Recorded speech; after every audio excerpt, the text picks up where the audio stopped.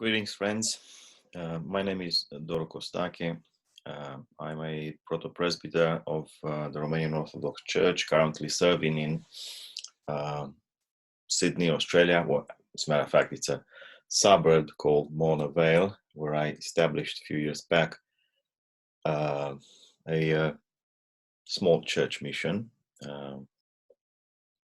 where Orthodox of all nationalities are welcomed. I'm also an academic, lecturing in theology since perhaps too many years. So I have like 25 or so years of working in the tertiary system. I started in 95 as an assistant lecturer in the Department of Orthodox Theology in the University of Bucharest, Romania. And soon after, like 2-3 years after, I was ordained to the diaconate. So 20 plus years of ordained ministry as well. I'm talking to you at the gracious invitation of your professor, Father Bogdan Bucur, whom I know since many years, lifetime. It is a pleasure and an honor to talk to you. Father Bogdan forwarded your questions. In all honesty, initially I was afraid to answer some of them, but he insisted that I should give it a go. Why I was afraid, and that's the word that I use deliberately, it's because you don't know me, of course, but if you contemplate my CV, you'll see that I walked from a number of churches and workplaces, and that says something about me. I usually try to avoid conflict situations, and I prefer to run. So I would have done the same today, but your professor believes that I could sort things out, at least partially, at least for some of you. Before that, as a background information for me, I have next to me a pile of books and volumes I published, edited, or to which I simply contributed, just to give you some background information about me. And I won't be having to return to this bibliography during my attempt at answering your questions, comments, queries.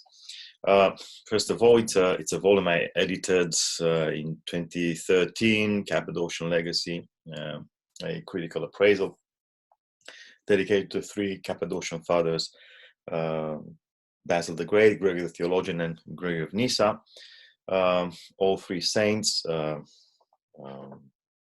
received a lot of attention from a number of scholars from Australia and abroad, including from the United States. In this volume, I have 3 chapters on the 3 great Cappadocians, and relevant to today's conversation. All of these chapters discuss matters of science and religion. Actually, you'll see perhaps very soon during my outline of bibliography, but also through my answers, that I try to look at this very exciting field, science and religion, or science and theology, or science and faith, regardless of how you want to call it, through a patristic lens. It all started long ago, galaxy far, far away, in Romania. with my doctoral research, which culminated with a thesis I defended publicly in 2000. And that thesis took as a starting point an aspect of modern cosmology, the anthropic cosmological principle, which perhaps some of you know what that is, others maybe not, emerges as a theoretical framework at the intersection of physics, cosmology, biology, history, philosophy, psychology, anthropology, and so on and so forth. So a very generous framework, having a scientific base, but also many philosophical, spiritual, theological implications. And I assessed and interpreted the modern formulations of the anthropic principle in the light of two Orthodox theologians, one Byzantine, Saint Maximus the Confessor, and one modern, Father Dumitru Staniloae. Anyway, that's the beginning of my story of how I began to look at matters of science and theology, especially cosmological matters, in the light of the patristic tradition. In no particular order, this is a volume to which I contributed a chapter, Transdisciplinary Education, Philosophy and Applications, produced in America, in Texas. And in this volume, I have a chapter called the Transdisciplinary Carats, not carrots, carats, value, significance of the patristic Byzantine tradition. By the way, most of my chapters and articles are found on my account on academia.edu. So if you go to academia, search my name, search me there, Doru Kostaki, and you'll find this this chapter there. By the way, why is this important? It's because I noticed some of your questions deal with the so-called Chalcedonian logic of union and distinction, and you'll find something there on this. And related, I contributed a chapter on St. Maximus the Confessor's cosmology in the prestigious Oxford Handbook of Maximus the Confessor. I think it was produced in 2005 or 15 or so. And again, you'll see there your topic of interest, union and distinction, and how this can be applied to cosmological matters, or more generally to matters of science and religion, science and theology. Which is a recent one in Romanian. It's an edited volume, Byzantine Liturgical Hymnography, that's my translation, Critical Perspectives. And in this volume, I have a chapter on how the great canon of St. Andrew of Crete, the famous 8th century Byzantine poet, interprets the first 3 chapters of Genesis, so cosmology and anthropology. Later this year, I expect to see an English version of the same contribution, published in a Braille volume. Hopefully, they'll finish with it, all the technicalities. Last year, the Romanian thing was also produced last year. Last year also, so 2019, the first volume in the series Science and Orthodox Christianity, it's published by Brepols, and this volume edited by a wonderful lady whom I am certain most of you know, Gail Woloshak, and a tremendous Greek scholar who works in Germany, Vasilios Makridis. The volume is called Orthodox Christianity and Modern Science, Tensions, Ambiguities, Potential. I have an article here, a chapter here on Father Dumitru Stăniloae. I notice some of you are interested in Father Stăniloae, and my chapter in this volume deals with Father Stăniloae's approach to topics in modern and contemporary scientific cosmology. A contribution of a different sort. When was this published? 2017. It's an Oxford Journal of Theological Studies, where I deal with matters historical. I have a brief note here, like 4 pages or so, also available via academia. Sorry. On the date of writing or release of St. John Chrysostom's homilies on Genesis. Yeah, so it's called Revisiting the Date of Chrysostom's Homilies on Genesis, page 621 in this volume. Why I included this in the part, it's because I want you to understand that my approach to science, religion stuff, including cosmology or foremost cosmology, has a very solid patristic foundation, including historical. Well, this is an old stuff. It's a volume published at my publishing house back in Romania. It doesn't exist any longer after I defected to the Antipodes. My friends couldn't make it work. So it was published in 2003, and these are proceedings of a first major conference of science and religion organized in a post-communist country. I think it was 2001 or 2 or so. And these are the proceedings: science and religion, antagonism, or complementarity. And international, of course, contributions, but including from clergy and hierarchs of the Orthodox Church.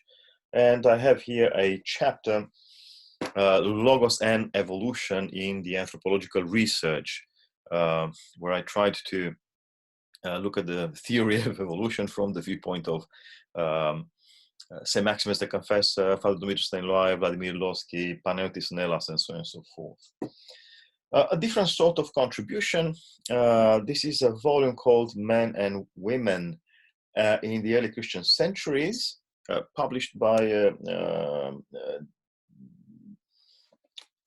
St. Paul's, in 2014.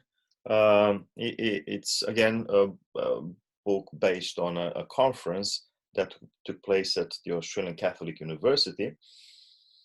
And in this volume, I have a chapter on marriage and spirituality in St. Maximus the Confessor. So I have a variety of interests. I don't want you to believe that I am one of those science and religion wackos, diehard science and religion polemicists or apologists and stuff like that. I'm not. This is a very dear project, a Cambridge University Press book published last year, so 2019. I co-authored it with 2 Catholic colleagues. It's called Dreams, Virtue, and Divine Knowledge in Early Christian Egypt.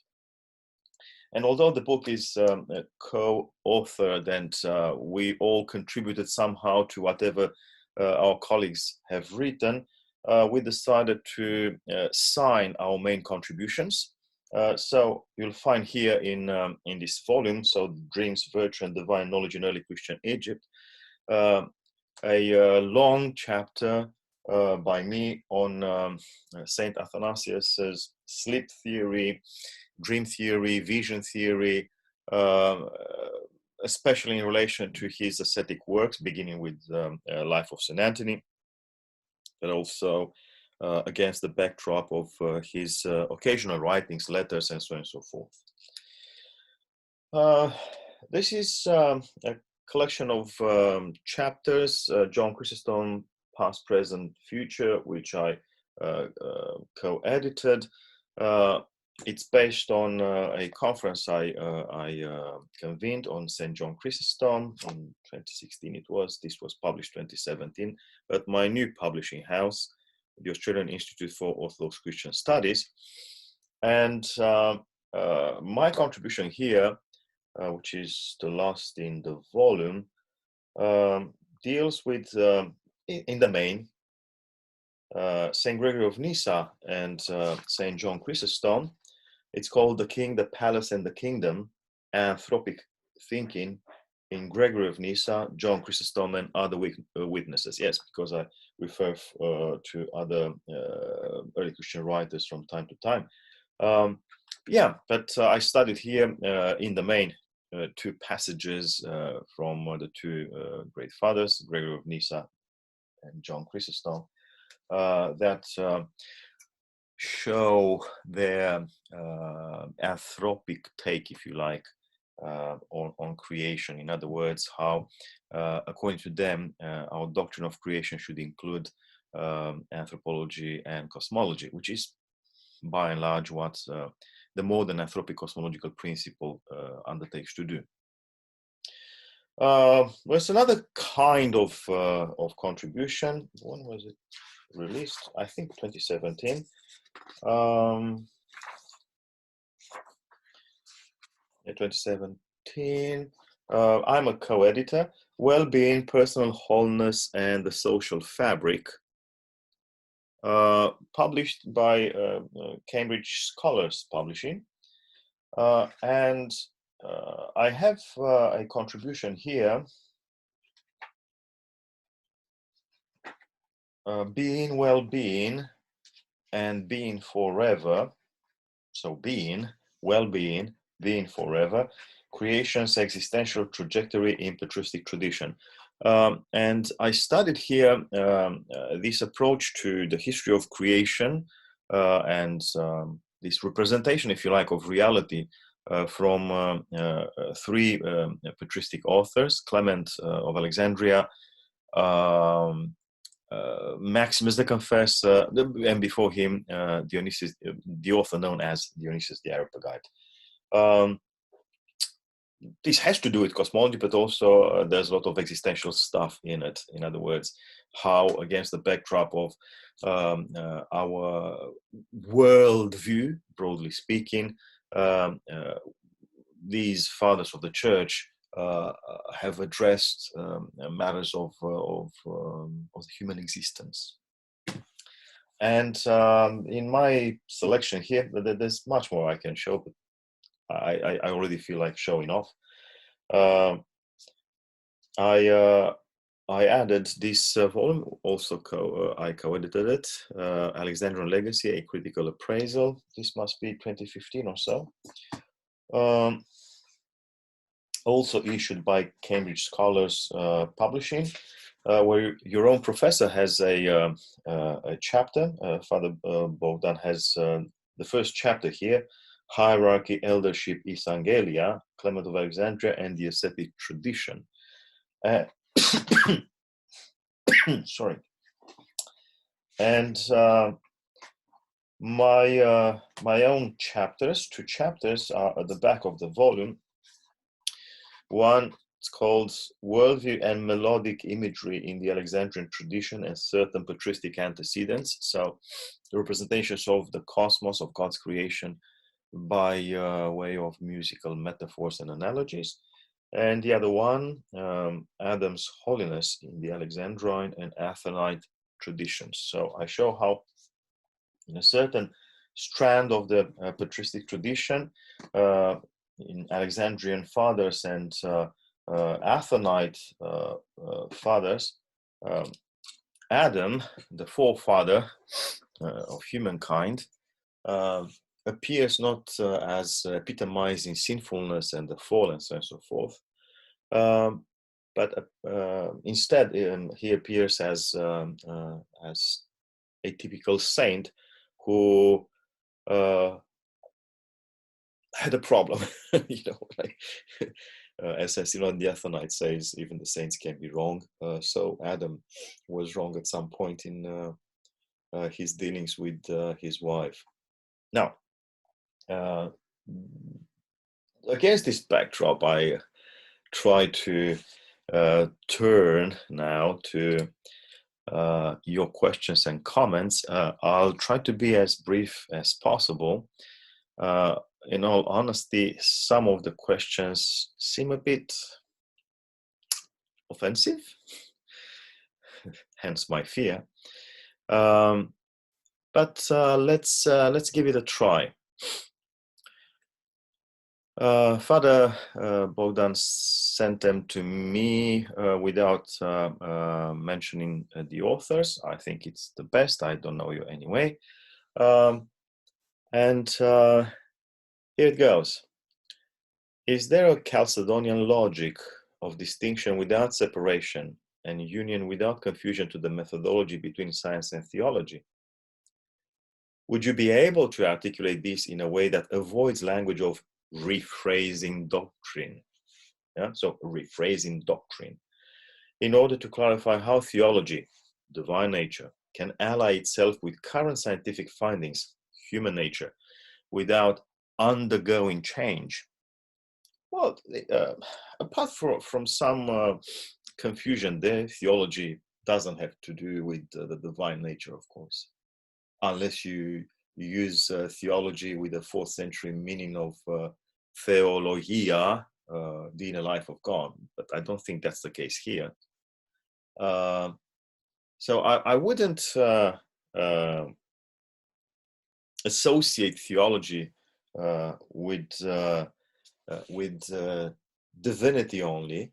It's not only about God.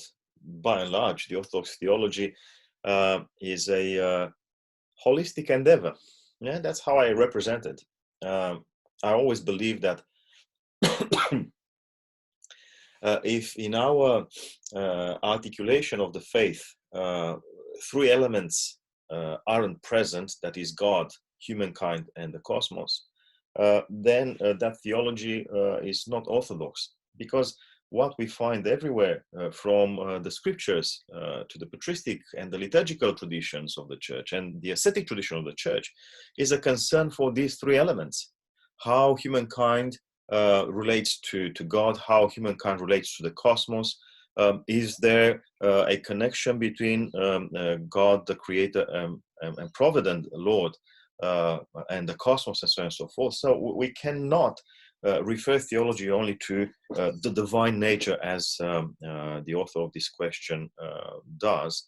And of course, there's something quite human about the church's theology, as well as about the church itself.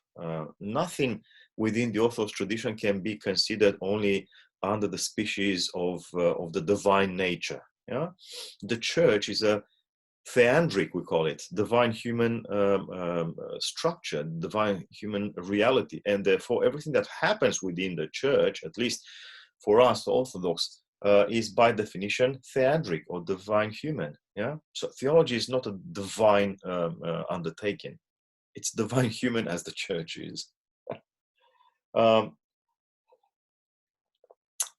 But the question is actually very, very smart. It's very important. You know, in my presentation of a few of my works, I pointed out the fact that I actually discussed this matter of the Chalcedonian logic and how it can be applied to matters of science and religion. If you wish to get a better sense of what I'm saying, please read that chapter. You'll find it on academia.edu, the transdisciplinary carats of the patristic Byzantine tradition. Actually, I begin the first section of that chapter is on the Chalcedonian logic. Well, the thing is, that's the only way in which we can articulate in a cogent manner the relationship between theology and the scientific culture of any age. Yeah? The four adverbs of Chalcedon, two referring to distinctiveness and two referring to union, yeah, or communality, are a very important intellectual tool. On the one hand, making possible a conversation, a dialogue between various fields of study, and this happens not only between theology and science, but theology and many other fields of studies or aspects of the human experience. Yeah? And the same logic keeps us anchored in our distinctiveness. I believe that that's the only way in which we can do any kind of conversation with the outside world. Yeah? Mind you, the Chalcedonian logic, I pointed this out in my chapter on St. Maximus's cosmology here in the Handbook of Maximus the Confessor. By the way, that chapter is called Mapping Reality Within the Experience of Holiness. Yeah, so you'll find it also on academia.edu. So in this chapter, I pointed out the fact that in reality, the so-called Chalcedonian logic has cultural antecedents. Yeah? In Plato, already there's this method of collection and division. Yeah, it does the same. So regardless of how you call it, that's the way. And thank you very much for this question. I believe that this is where we Orthodox have something to contribute. We can really contribute by engaging the world, cultural trends, including the scientific culture of our age, but also by maintaining our distinctiveness. I'll return to this topic in a slightly different way when another question or comment actually requires from me to give you a bit of background in a word that I already used like 2 or 3 times already, transdisciplinarity. Okay, moving to the next one. I would say that your account, that's my account, could incorporate more room for human moral freedom within natural processes, perhaps by pointing to the divine capacity for humans to freely will, think rationally, etc., which could be seen in synergy with the natural phenomena of biochemistry, environment, etc. I was glad to see your mention of epigenetics. Actually, I haven't mentioned it. I looked again at the article that you discussed in class. I couldn't find that word. And there's a bracket at the end of this comment. And why not avoid Voltairean language of ours being the best possible world? Actually, before Voltaire, I think the idea of living in the best possible world was aired by Leibniz. So a matter of historical accuracy there. But Voltaire, fine. This is very different than saying that God desires all to be saved. Well, yeah, right. So this is a complex one. Moral freedom. Well, without trying to bypass your question, which is, I believe, very, very important, in the chapter I mentioned here, in this book, John Chrysostom, Past, Present, Future, my chapter, again, the king, the palace, and the kingdom, anthropic thinking in Gregory of Nyssa, John Chrysostom, and other witnesses. Yeah. So in this chapter here, you'll discover that I did just that. I pointed out how our doctrine of creation and its cosmological articulation requires to include the human being, freedom, responsibility, asceticism, and so on and so forth, against the backdrop of what I usually call the principle of synergy, or better known in some quarters anyway as the principle of cooperation. I hope that you are aware of the recent research in this area, the principle of cooperation.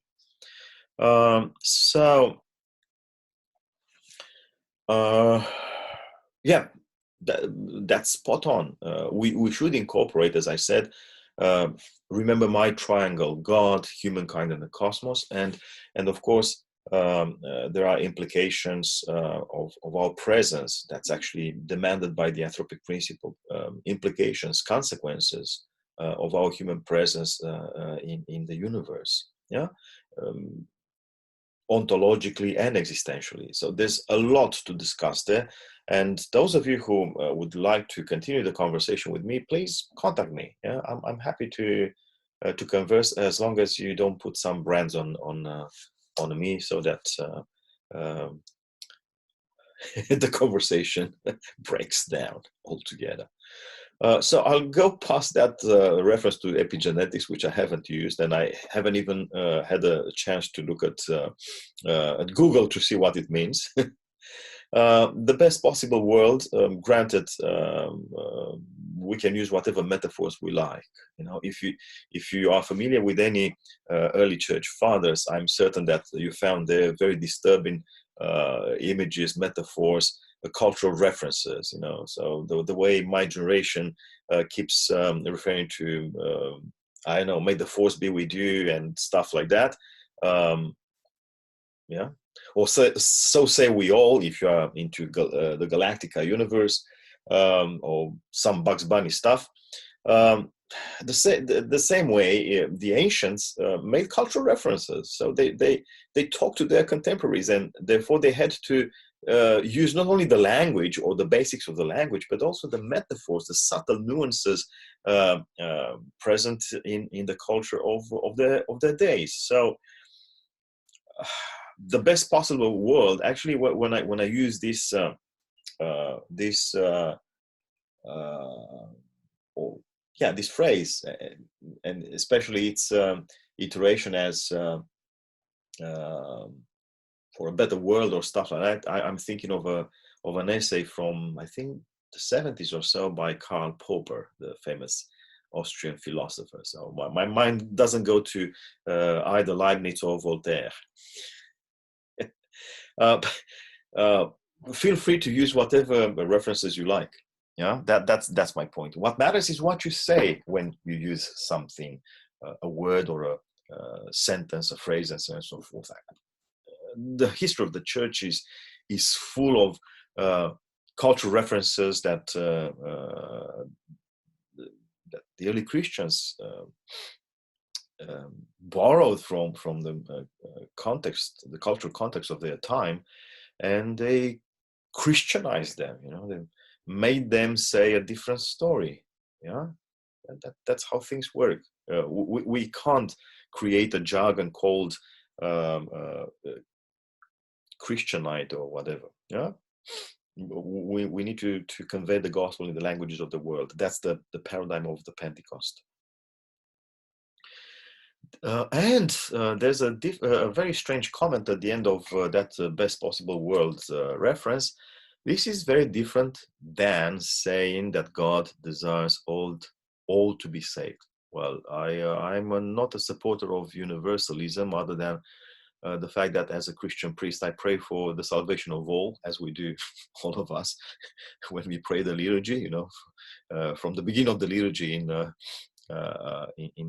main litany, the Great Litany, we pray for the salvation of the world.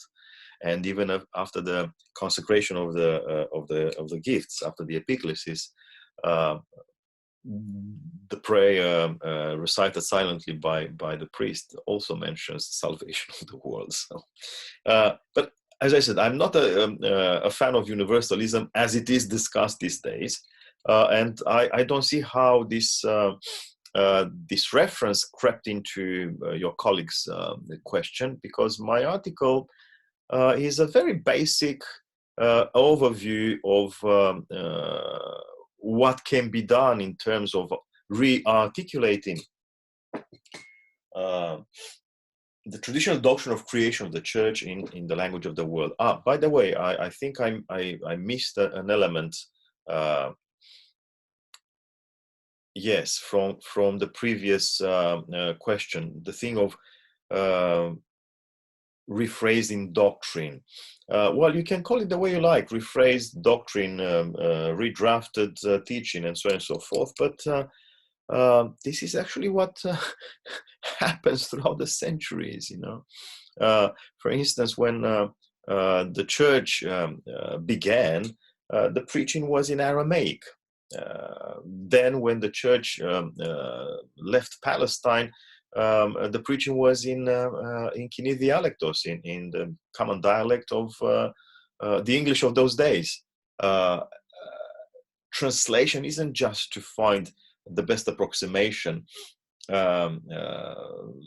in terms of a lexic morphology.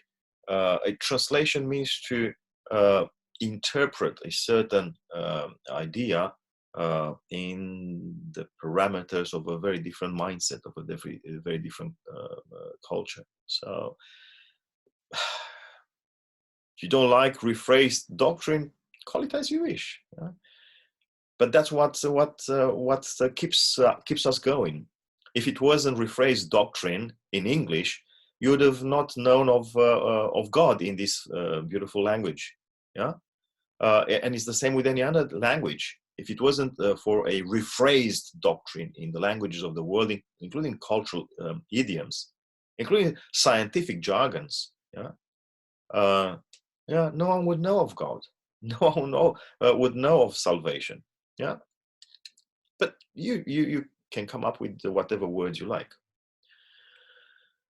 Okay, the third question there. What place is there in your model, my model, for accommodating current scientific findings with Orthodox theology, or vice versa, for the fall of man? Does it have any impact on the unfolding of natural phenomena or the limitations of reason? Nature was much different before the fall because it was not subject to corruption and mortality. Yet today's scientific methods only address our fallen world. The article mentions, I think it's in English, that, quotation, death and transformation are inherent to the processes of nature, end of quote. Yet death only exists in nature after the fall.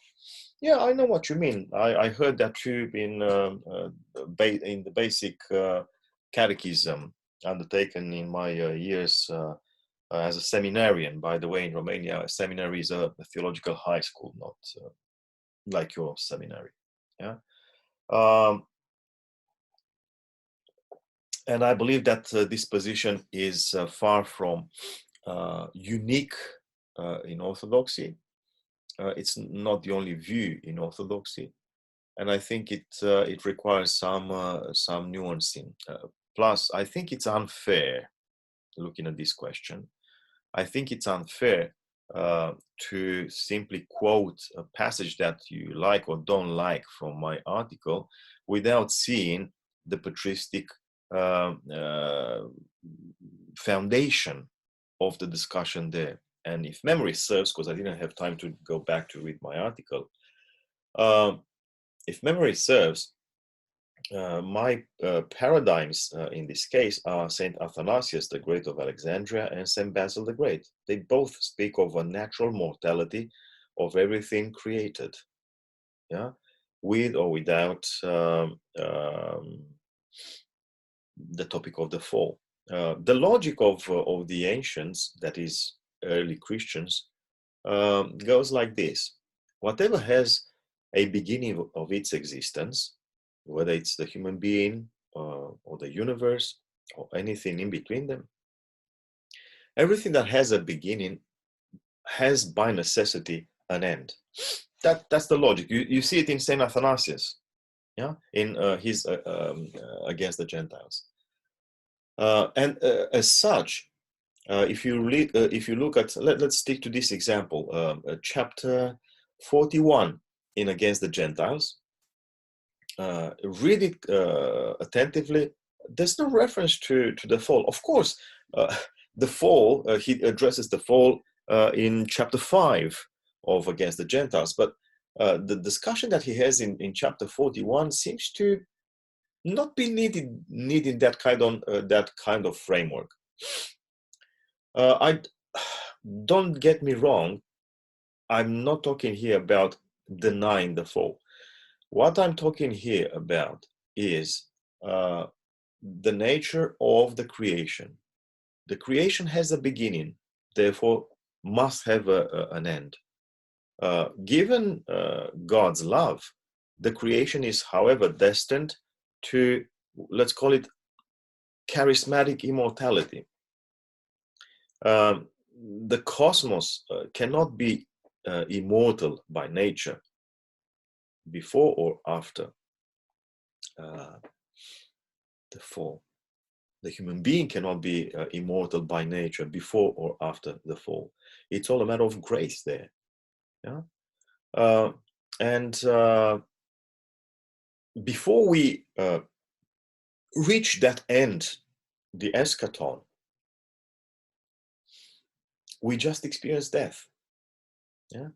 With or without our sins, with or without the fall of Adam and Eve. So read again St. Athanasius Against the Gentiles 41. Creation is mortal. Only the divine providence keeps it going, keeps it in existence, keeps it in order, says St. Athanasius there, and leads it to its fulfillment. By the way, if you're interested in how this story continues elsewhere after a few centuries, look at St. Maximus the Confessor in his book, The Mystagogy. So the mystagogy of the church, initiation into the mystery of the church. And if you look at chapter 7, he discusses there anthropology and cosmology face to face, mirroring each other, showing how by nature both the human being and the cosmos are mortal. Yeah, no reference to the fall there, no reference to sins and virtues there. The human being and the cosmos are by nature limited, mortal, but the divine grace makes them immortal, and they'll experience a level of gracious fulfillment in the eschaton, a level which has never been experienced before, even before the fall. I know that this might trouble you who believe that before the fall the world was transparent and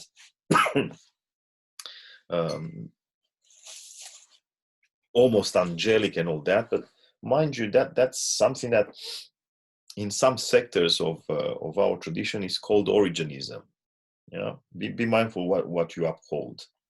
Not that Origen and other so-called Origenists were entirely wrong in some respects, but this is a very different story, and you haven't asked me anything about Origen or Origenism, isn't it?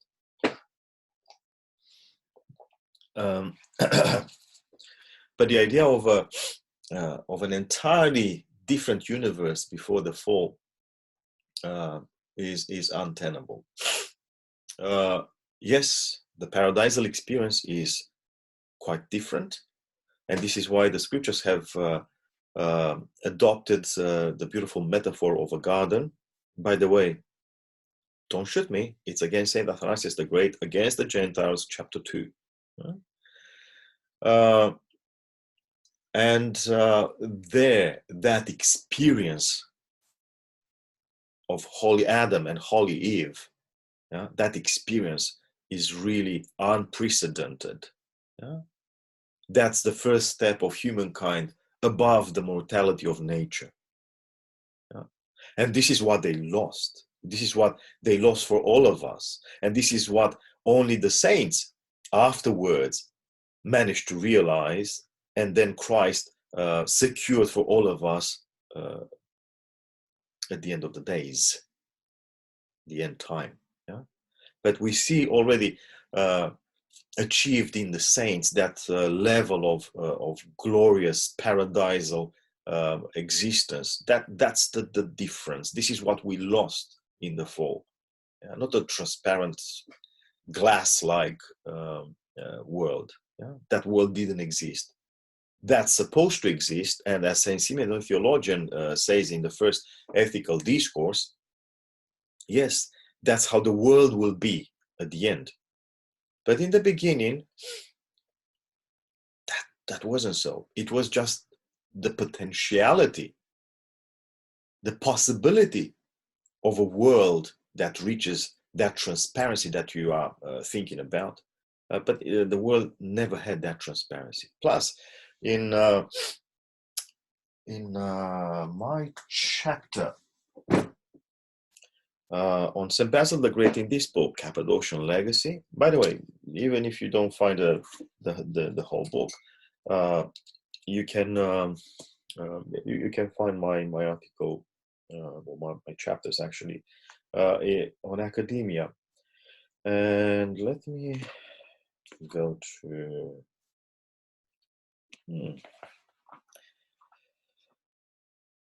Okay. So we're almost there. Sorry for that. I should have put some signs there.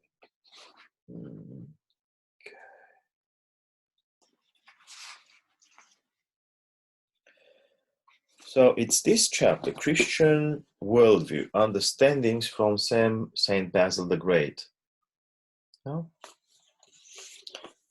In this chapter, you'll find a reference, perhaps not very clear and not very well argued on my part, to the fact that for Saint Basil the Great, even the first line of Genesis, in the beginning God made the earth and the sky and the earth. Saint Basil could discern the promise of the age to come. So he looked at Genesis not as a retrospective account, but also perhaps he did, but he also noticed there a prospective, or rather eschatological perspective. So yeah, basic catechism is good, but up until a point. Yeah, try to read a bit more, and I'm happy to provide you with details, with some reading if you like, and stuff like that.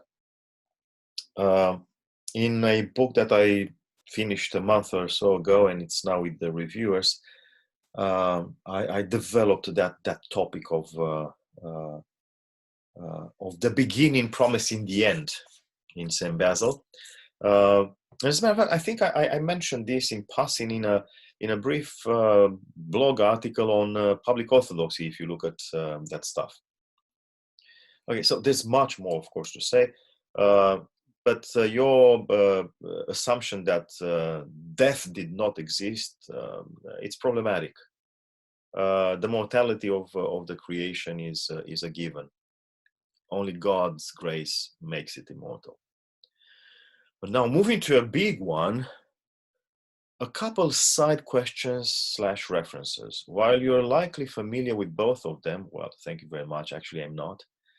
I would highly recommend inquire as to your opinion of a couple of books. Connor Cunningham's Darwin's Pious Idea, a rather large and unwieldy tome, but one rich with philosophically acute analysis and so on and so forth. No, I haven't read this one.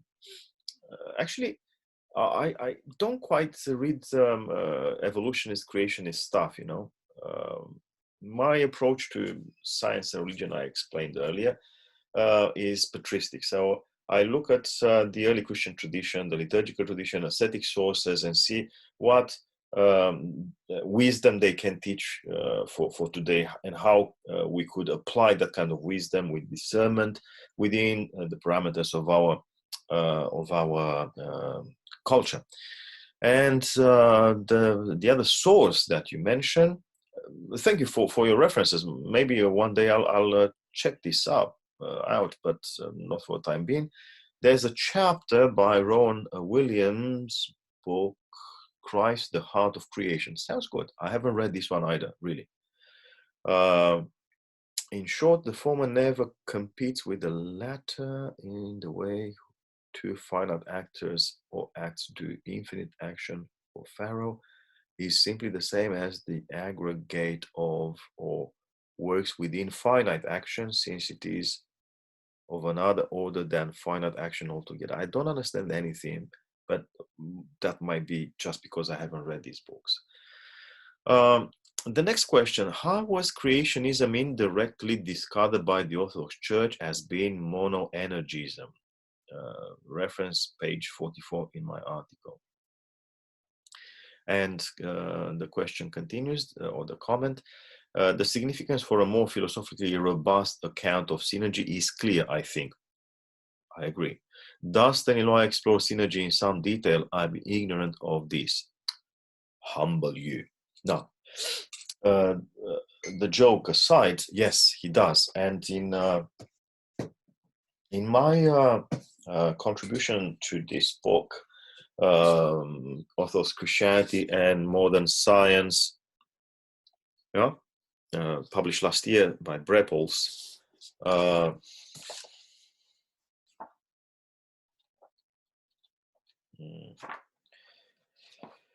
Yeah, I have this chapter, A Theology of the World, Dumitru Staniloae, the Traditional Worldview and Contemporary Cosmology. And you'll see, again, you'll find this on my academia account. And you'll see references to his use of the principle of synergy. Well, let me not navigate the pages.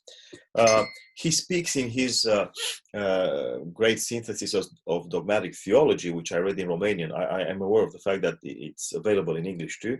Look at the volume on cosmology or the doctrine of creation. And he speaks of two kinds of energies at work in the universe. So there's the divine providential, if you want to call it, activity or energy, and the natural energies of the universe. He usually refers to these energies by the term potentialities, and more often than not, by the term virtualities. And he speaks of indefinite possibilities or virtualities of nature, which are activated both naturally and supernaturally, including with via human agency. So the same triangle: God, humankind, and the cosmos. Yeah, and for Father Staniloae, everything is interaction, or to use the very simple, well, the very encompassing but simple in appearance formula of Christos Yanaras. The universe is an event of how he says it, an energetic event or something like that. So this is also the perception of Father Staniloae. For him, the universe is an energetic event. It's in the making always, and the universe exists at the crossroads, or emerges at the crossroads of the divine providential activity, which continuously supports the universe from within. So the supernatural activates from within the nature, and all sorts of natural energies, cosmic, physical, whatever, biological, anthropological, and so on and so forth. So it's a very dynamic kind of perception of the universe, which I find very moving. It corresponds to what we firmly believe, that the universe cannot exist by itself, and it hangs on God's love, on God's grace, on God's providence. Just think of the psalm that we read every time we celebrate Vespers. You know, the Vesperal psalm. Is it 103? Yeah. Everything would collapse without the Spirit's presence. Yeah? Everything. So how can we believe in a universe that is autonomous, immortal per se? It's not. It can be made immortal, and it is made to be, and to continue its journey towards fulfillment through the complex agency of God's providence, humankind's contribution, especially the contributions of the saints, and the cosmos's own natural potential, which is also God-given, as Father John Mandov says in his Byzantine theology. Okay, so yes, synergy is very important. And the first part of your question, very important.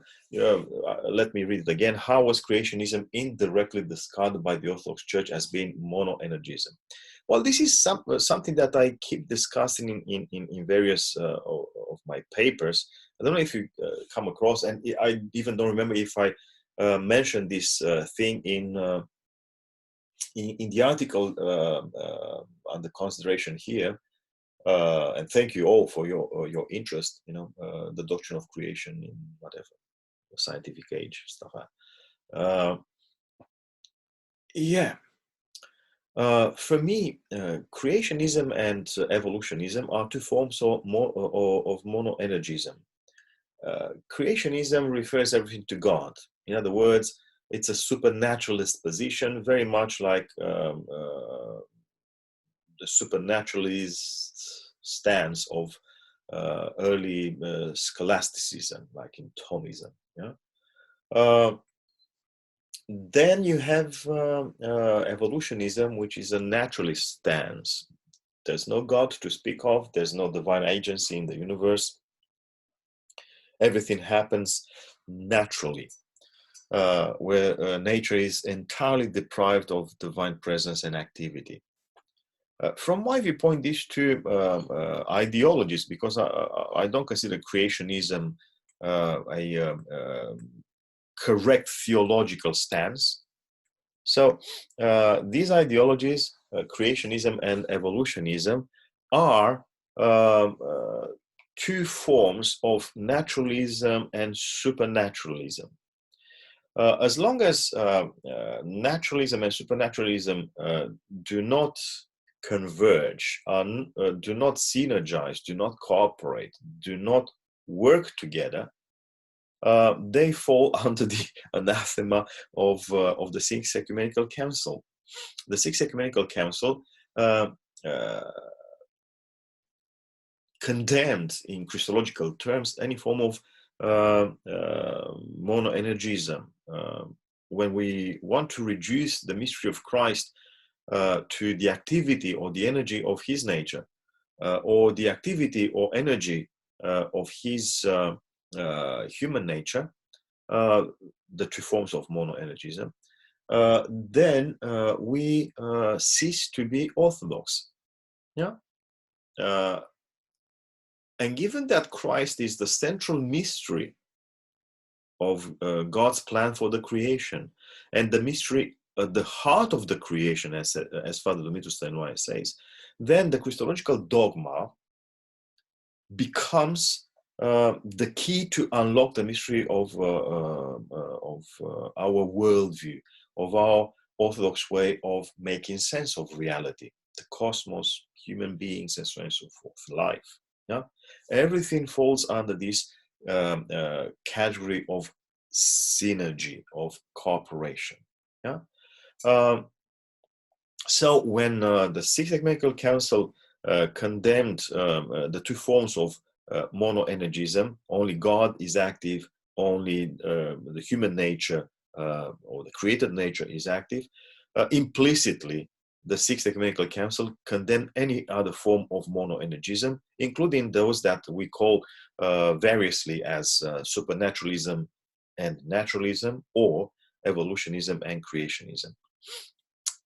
as I said, I discussed this matter in a number of instances. Um, please refer to my work. There's another big one. He, that's me. Thank you very much for this very objectivist way of talking about me. He treats the traditionalist inverted commas camp, which is not a helpful moniker, as an undifferentiated blob of outdated anti-science science imps. Yeah, well, I do that. You can take it as sarcasm. But I think I showed. I don't know if it's in this article or elsewhere. But I keep saying this in a number of places. When I say traditionalism, I refer to Yaroslav Pelikan's understanding of this word, his distinction between traditionalism and tradition. Yeah, traditionalism, how he calls it, the dead faith of the living. Yeah, so that's even worse than what I say there. The paper does not recognize or rebut the actual arguments from the other side. Yeah, actually, I'm not interested in that. I'm not an apologist, really. I don't combat creationists, I think. I don't combat evolutionists, I think.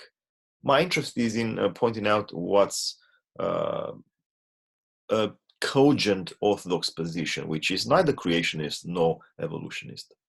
Just to demonstrate that there is really no real contradiction between contemporary science, inverted commas, why? Is there no science? Are you a Trump girl? Sorry, but that's a legitimate question. Only the Trump, whatever constituencies don't believe in science. And Christianity is not very difficult. Okay. The article cites Father Seraphim Rose as a traditionalist who believes in ancient science, page 50. Yet his work, Genesis, Creation, and Early Man, does not ever uphold geocentrism. I didn't say he does. Yeah, I don't remember what I said about Father Seraphim Rose there, but if I remember correctly what he says in his book, at least in the first part of that book,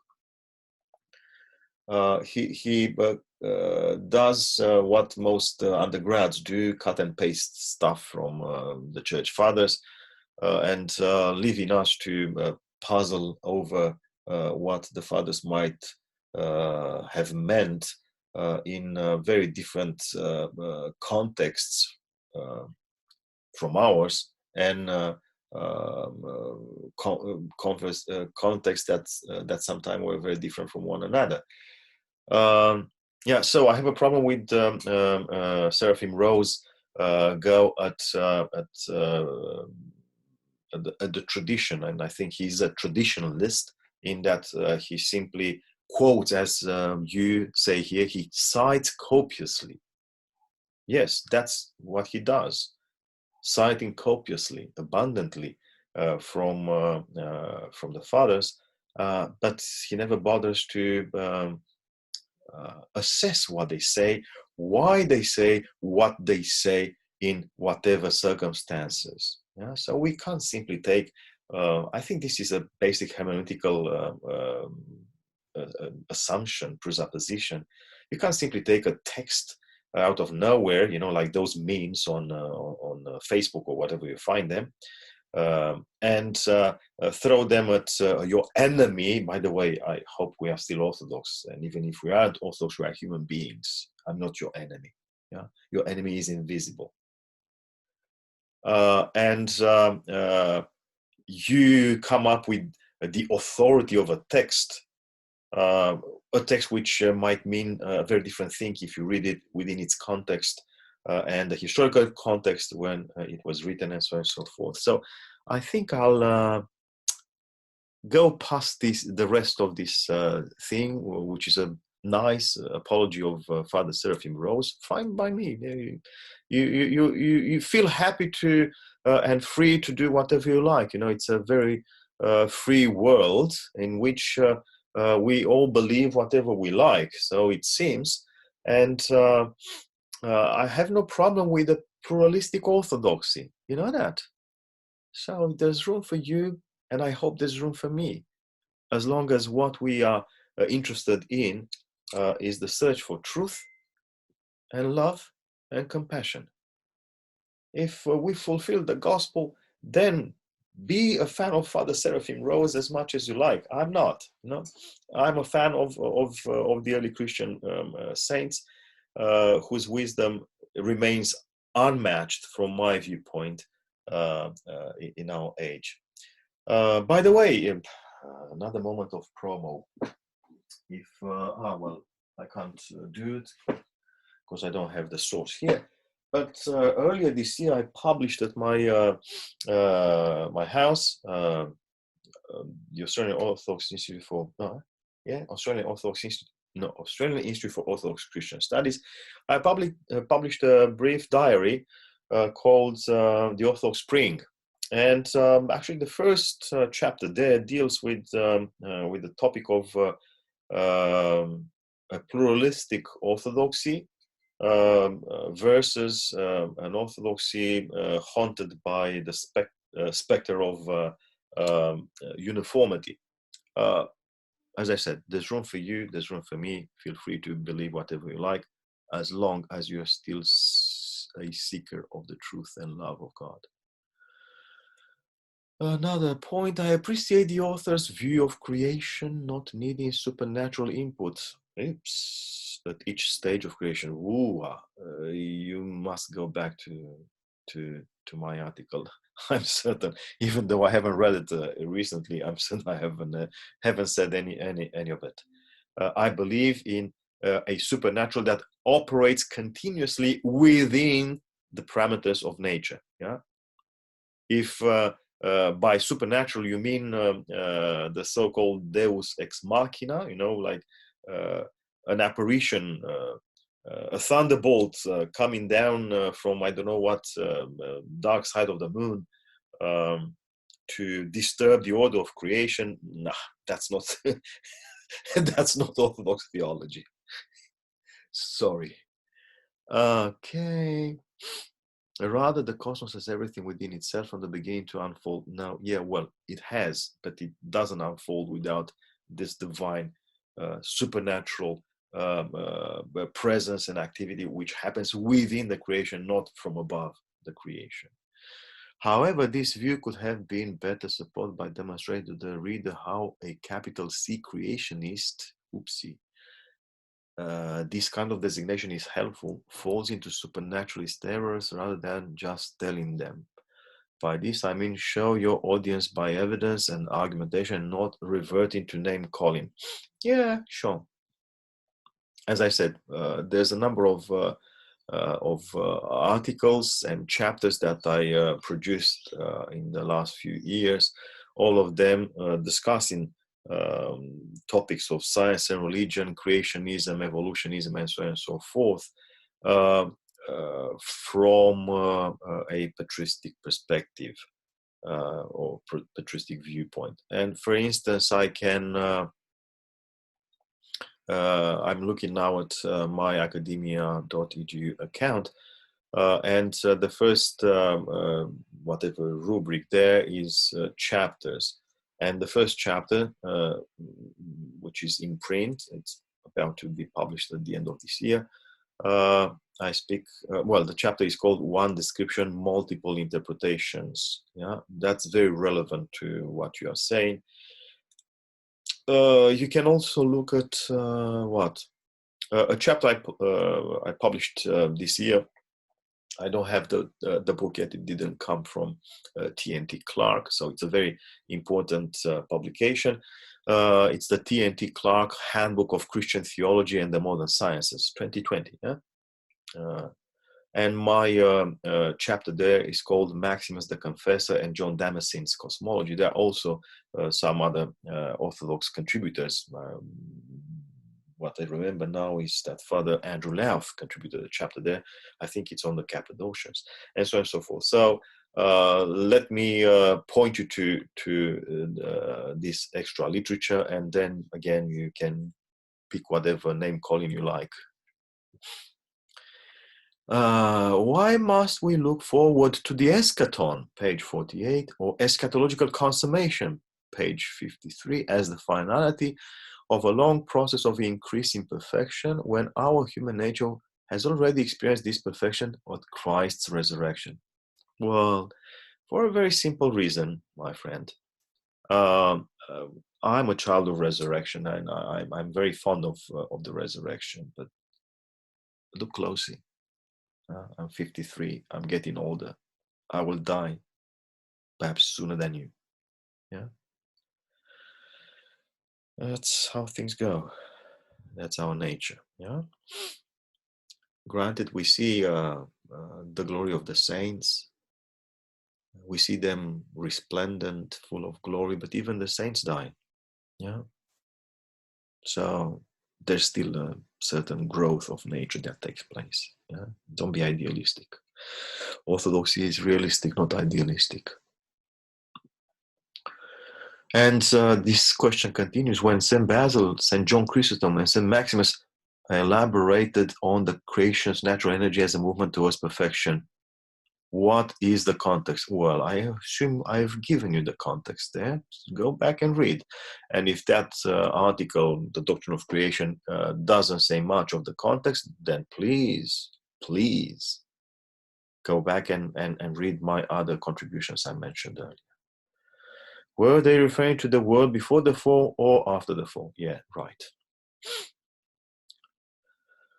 Next. See, I'm overwhelmed by your interest. It shows that Father Bogdan manages to stir the best in you. And I apologize if I sound as I sound. Well, personal stuff. I don't sleep well, so sometimes I can get a bit edgy. Now, since Christ is the Logos of God from pre-eternity unto everlasting, since he is Alpha and Omega, since he is a person and one of the Holy Trinity, why does he need to extend himself into an abstract energy that assists him in nature's development when he himself established the laws of nature necessary to sustain biological life on Earth? Okay, well, this is an interesting one. Well, let me begin with the end of the question. The Logos of God, Jesus Christ, Logos incarnate, Son of God and true God, but also Son of Man and true man, isn't interested only in life on earth. As the New Testament calls him, he is the savior of the cosmos. Yeah? That's in Greek.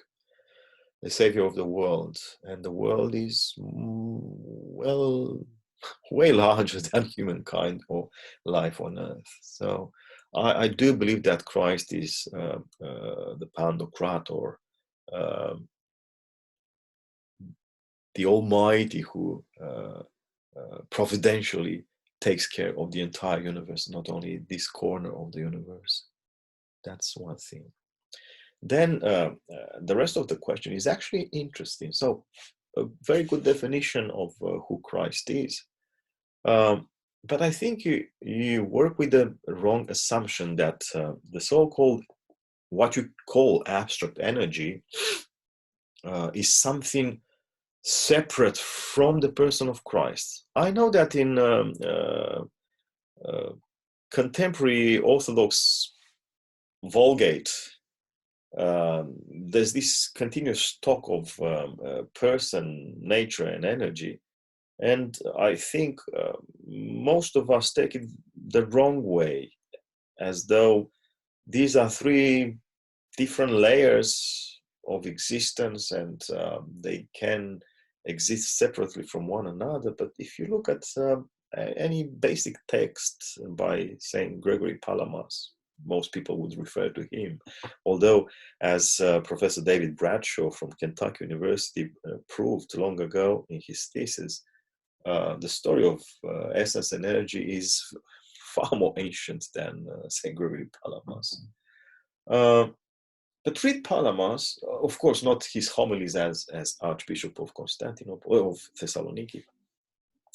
Read his homilies, read his treatises, and see for yourselves. He never speaks of an energy that is independent from or separate from nature or from the person.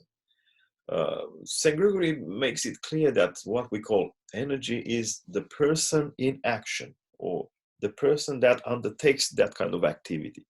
Yeah, so it's for our comfort, or for the comfort of our mind, that we need to introduce some distinctions, but distinctions don't mean separations. Yeah, so the Logos of God doesn't delegate to an abstract energy, as you say. I don't know what assistance meant to help the nature's development, as you say. Yeah? Remember, the principle of synergy entails a continuous interaction, and this interaction is not because the Logos needs it, it's because the universe needs it. The universe is so insubstantial, so inconsistent, as Saint Athanasius the Great says in the chapter already mentioned, 41, in Against the Gentiles, that it would dissolve left by itself even for a second. And it's something that we contemplate also in the Vesperal Psalm, Psalm 103. Just read there towards, in the second half anyway, towards the end. Without the Holy Spirit, everything collapses. You know? So it's not God's need. God doesn't need to get involved, but God gets involved because God is loving, and God knows that without divine assistance, the whole of creation collapses because it's naturally mortal. Our sin, of course, makes even worse the situation. Not only Adam's sin. The next one, to my understanding, St. Basil the Great does not say that Christians should unconditionally accept cultural trends. Of course, you're right. But mentions that certain works of the Greek philosophers can be beneficial despite that they are pagan. True. The article, however, is not at all critical of established mainstream science, but rather accepts it unconditionally. Yep, and I explain why. Because I'm not a scientist. Neither was St. Basil the Great. And if you look at the famous passage where he discusses various atomistic theories of the ancients, he says, well, there's nothing that I can say. They contradict each other. I can see the contradiction, and I think this is what we can all say about, for instance, the standard Big Bang theory, where there's a beginning of the universe, and one of the theories launched by Stephen Hawking in the 80s, when he published his short history of time, from the Big Bang to the black hole. There's a theory in that book where a hypothesis, I don't remember the exact terminology, but he says his analogy is a ball, a ball, round, sphere. And he says it's a limited object, but also unlimited, because you can't say, well, this is where the ball begins. The ball doesn't begin anywhere. Yeah. And he says, if this analogy works for the universe, we don't need a beginning. Yeah. Well, this is a theory that contradicts the Big Bang theory. Yeah. And I assume that there's much more there, and I assume that you know that there is much more there in contemporary cosmology. Yeah. So I can see these differences, but I don't understand, and I don't need to understand the intricacies of these theories. What I can see is the fact that they are different, they contradict each other, and I'm forced to go with the majority view. That's how things work. This is what happened, for instance, in the early Christian centuries. For instance, from the 2nd century onwards, many church fathers adopted or made some references to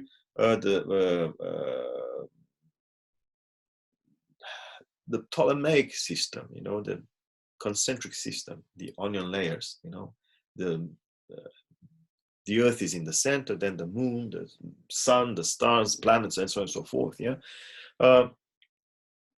And no one had a problem with this representation of reality because it was the current representation of reality, regardless of how unscriptural that representation was, because it was unscriptural. Yeah. But they adopted it because it was the framework. So when you live in the 3rd century or 4th century, say Alexandria or Constantinople, or Cappadocia for that matter, you don't speak about an infinite universe because no one knows of an infinite universe. No one. Yeah, you refer to them, you speak to them or provide them with your doctrine of creation in the parameters of their culture. It's the same here. So yeah, I can't discuss these theories, but I go with the majority view, which says this or that. For instance, that the universe has a beginning, that the universe is whatever, infinite, or so we assume, and so on and so forth. Yes. Why must we adapt the Orthodox worldview to confirm with scientific views that are agnostic or even atheistic? Well, buddy, you must go back to my article. And also, I highly recommend that you read my chapter, which I mentioned is in print, One Description, Multiple Interpretations, suggesting a way out of the current impasse, where I discuss the fact that science is one thing, ideology like atheism is another thing. Yeah. So you are putting in the same pot the sciences and the ideologies that hijack them. Many of you, I noticed in previous questions, do the same with Orthodox theology and creationism. Creationism is an ideology, it's not Orthodox theology. Okie dokie. God is, so the same question. God is ever existing and always the same. True, but also a God of kenosis, who adjusts himself to our circumstances. The church fathers knew about the order of the world, both natural and spiritual, because they engaged in contemplation and God enlightened them via divine revelation. Yes, in some cases that's true. Not in all cases, though. The next one. Can early interpretations of creation by the fathers like Basil and Chrysostom, where creationists are stuck?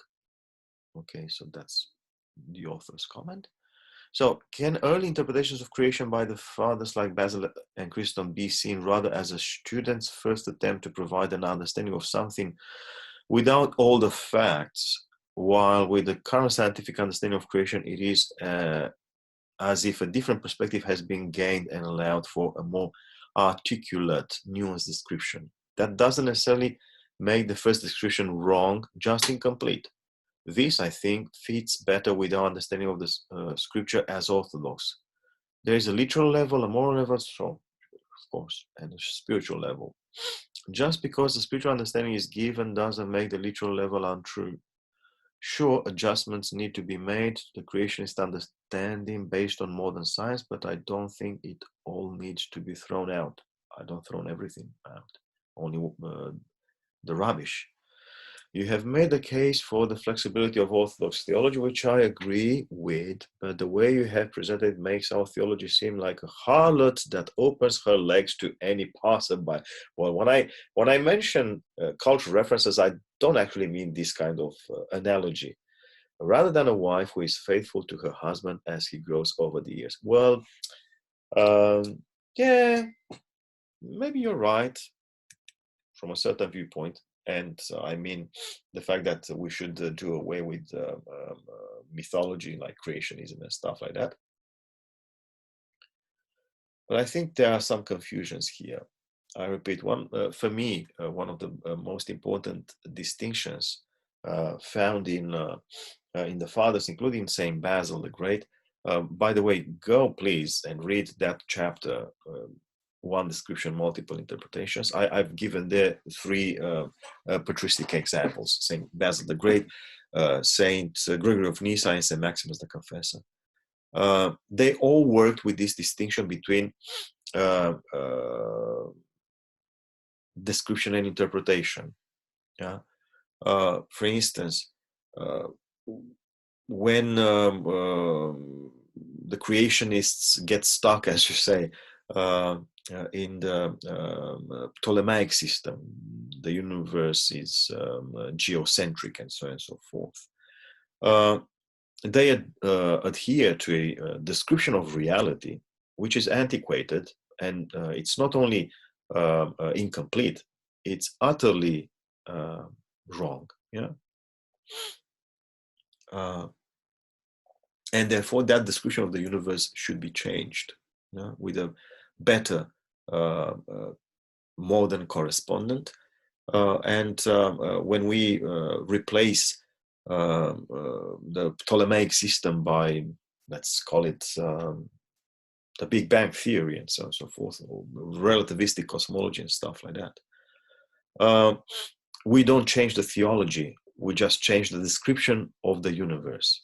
Yeah, it happened already in the 4th century, at least, with St. Basil the Great and his other Cappadocian peers, who reinterpreted the doctrine of creation by getting rid of the Semitic attire of our doctrine of creation, which they found in Genesis especially.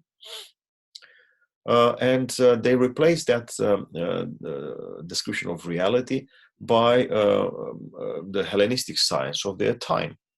The doctrine of creation remains the same. Yeah, God is the creator who brings everything out of nothing, and God continues to work, to operate throughout the universe by activating the potentiality of the universe, which is also God-given, towards the fulfillment of the universe at the eschaton. Yeah,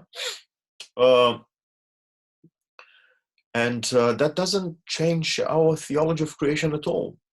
Yeah. So what the Cappadocians have achieved was a change of description, not a change of interpretation. Theology is an interpretive perspective, if you like, interpreting things in the light of God. Theology doesn't describe the universe, or life for that matter, or phenomena for that matter. Yeah. So you got it wrong. I'm not talking about replacing the doctrine of creation. I'm talking about making the doctrine of creation intelligible today, understood today. Yeah, got it? So the harlot stuff is really gross. I'm not talking about syncretism here or relativism here. I'm talking about the way the fathers of the church teach us to handle cultural products. And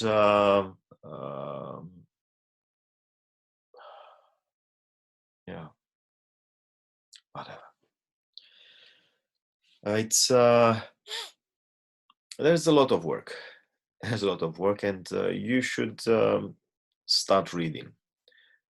And the last one is really big. Wow. You stated that many of the great theologians among the fathers were well versed in the science of their day and were able to harmonize theology with contemporary scientific principles, and you indicated that we as modern theologians and theological students should strive to do the same. In the days of St. Basil, my understanding of having a grasp of major scientific literature, man having read Aristotle and perhaps Ptolemy and Archimedes.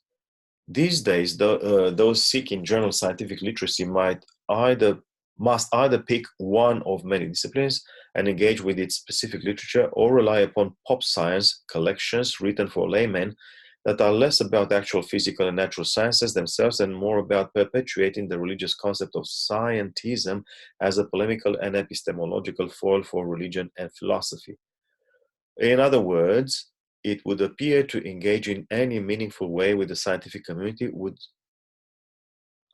would appear, whatever, something is missing from this sentence, would require one to go beyond your assertion on page 48 that, quotation, Christian theology and experience do not require a profound scientific awareness in order to maintain specificity and to culturally contribute in ways that pertain to that specificity, end of quote. And further on page 47, that, quotation again, Brevity denotes my desire to avoid reference to the minutiae of contemporary cosmology, which I am not qualified to discuss, together with my endeavor to replicate the patristic way of addressing scientific matters by referring to the highlights of the current paradigm. And if Orthodox theologians are not qualified to discuss these minutiae, why should any serious cosmologist consider spending their time in discussion with them? Smarty pants. Okay, well, there's something very important in this comment. First of all, yes, I fully agree with you. The volume of knowledge is unbearable today. Is unbelievable, you know. And you refer to science. You must, I assume, you are not involved yet in theological research. If you were, you would know, and ask your professor if you don't believe me, that no one can actually, no scholar can actually be aware of everything that is produced, yeah, in his or her own field of study. Yeah, there's so much out there in scholarship, in theology, you name it. Just not just in the hard sciences. So yeah, I agree with you. The volume of knowledge is immense, and no one can know everything. Yeah, far from it. Yeah, so that's sorted out. I don't have to worry about what you say here. Yeah, it's a truism what you say here. The knowledge that we have accumulated in the last couple of centuries far exceeds everything that has been produced in the history of humankind. Yeah. Why do I say 200 years? We can go for the last 50 years and it's the same ratio. Yeah, no problem there, no worries. But then, then you have a go at my lack of interest in those details, or incapacity to control those scientific details. Well, first of all, yes, I'm not scientifically trained. Second, if you read any of the church fathers of the golden era, as we call it, you know, Cappadocius, Maximus, any of them, you know, they will not get into those details. Yeah? That's not the point. They refer to the scientific description of reality that was available at the time in order to make a theological point, in order to show to their contemporaries that they were talking about the same world, the same life, the same human being, but they were talking differently from a, let's call it, theological or spiritual vantage point.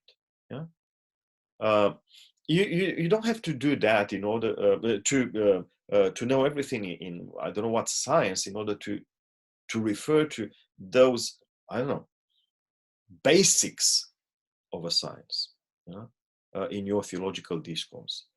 But then you ask me, and again, you're smart, but this shows that you have no idea what you're talking about. So let me read again the last sentence. If Orthodox theologians are not qualified to discuss these minutiae of science, why should any serious cosmologist consider spending their time in discussion with them? Bad news for you, buddy. Let's be Aussie. Let's go Aussie. Might. Bad news. There's a new Science and Orthodoxy Around the World project running. It's just started a few months ago. It's run by the National Hellenic Research Foundation in Athens. So it's the second program with this name. And this program is expert-based, unlike the previous one, which was conferences, some publications there. This is expert-based and operates by way of 8 interdisciplinary groups.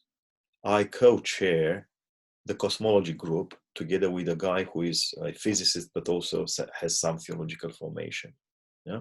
And in this group of 8 people are a few scientists, real scientists, cosmologists, a couple of theologians, and the rest of them are philosophers. philosophers of science. The idea of dialoguing is not a matter of me, a theologian, making pronouncements on the validity of science. That's not the case. It's not also up to a cosmologist, a scientist, to make pronouncements on matters theological. That's not the purpose of a dialogue. The dialogue seeks to arrive at a more complete representation of reality, where there's room for a variety of perspectives, and this is where I return to transdisciplinarity. Transdisciplinarity is a framework where all the disciplines maintain their distinctiveness, that Chalcedonian logic, their specificity, their competences. They do not encroach on each other's territory. But they all recognize that their perspective on things is fragmentary, particular, not all-encompassing. So, behind the idea of a dialogue with scientists and stuff like that, there's a transdisciplinary kind of mentality that the sciences have a certain competence in describing reality. Theology has a certain competence in interpreting reality in the light of divine principles, wisdom, and so on and so forth. Poetry has its own competence, and other arts, and so on and so forth. It's not a matter of contributing across the boundaries of the disciplines or the fields to get into territories that are unknown to us. You need to read. Sorry, bad news, as I said, bad news. And me, a theologically trained person, co-chairs a group on cosmology. So it's possible, and people do talk to me. By the way, apart from some of my friends that are more or less famous, I do have conversations with one of the greatest cosmologists of our time, John D. Barrow, Brit. So people do talk to theologians, even from the sciences. Well, sorry for my mood and perhaps my abrasiveness. I hope that I haven't actually offended anybody. I'm actually a nice fellow. So if you have worries about whatever I said today, or in that article, or any other of my contributions, please contact me. I'm happy to continue the conversation. And please, if I can dare to ask you this favor, be patient. Don't work with assumptions that you learned from basic catechism. And who knows? Things are in motion. Nothing is perfect. Anyway, thank you very much once again for your interest. I thank Father Bogdan for this opportunity, and may the Lord bless your work together and your journey into the kingdom. God bless us all.